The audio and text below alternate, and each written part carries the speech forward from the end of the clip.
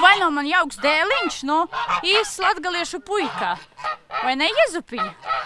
Zosu Jezups ir kļuvis par lavandu fermas atpazīstamības simbolu, un kā atzīst pati saimniece, viņš šeit ievieš un uztur kārtību. Viņš mani veselu gadu kodā, līdz es iemantoju viņa mīlestību, jo viņam bija citi saimnieki, viņš mīlēja ļoti veco saimnieku, tad tagad ir iemīlējis arī mani.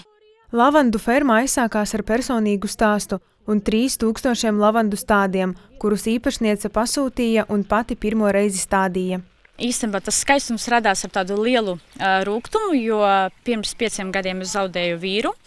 Un bija tāds depresīvs noskaņojums un ļoti gribējās aizbraukt uz kaut kur pastaigāties uz kādu dārzu. Un, diemžēl mums Daugavpilī nav tāda dārza, kur aiziet ar lavandām vai citiem ziediem. Un tad es domāju, kāpēc es nevaru kaut ko tādu izdarīt.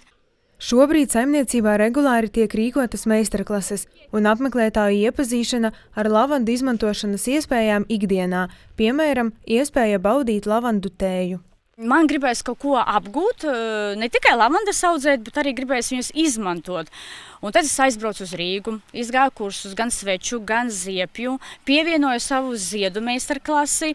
Lavandu fermā notika ziepju vārīšanas meistarklase, kurā piedalījās Valsts sociālās aprūpes centras Latgale filiāla Kalkūni, kurš nodrošina diennakts aprūpi un sociālo rehabilitāciju cilvēkiem ar smagiem garīgās attīstības traucējumiem. Mēs dekorēsim kazas piena ziepītes, tūlīt cilvēciņi no pansionāta dekorēs. Katru ziepīti ar lavandām vedīs uz pansionātu un atrādīs direktorei, ko viņi darījās šeit lavandās. Man ir gandarījums rīkot tieši pansionātiem, īpašiem cilvēciņiem, kā teikt, vai arī īpašiem bērniņiem meistarklases. Arī, man liekas, tie ir aizmirsti cilvēciņi un vajag lielāku atbalstu un lielāku uzmanību viņiem, jo viņus ikdienā mēs neredzam uz ielas, diemžēl. Jā, viņi ir paslēpti kaut kur ēkās, jā, 4 sienās, var teikt. Protams, par viņiem rūpējās, bet īpašākas rūpes, man liekas, mums pašiem sabiedrībai ir jāizrāda. Lavandu ziedēšanas sezona Latvijā ilgst vien dažas nedēļas. Ik viens interesents ir aicināts iepazīt lavandu audzēšanu, piedalīties meistarklasēs vai vienkārši pavadīt laiku dabā.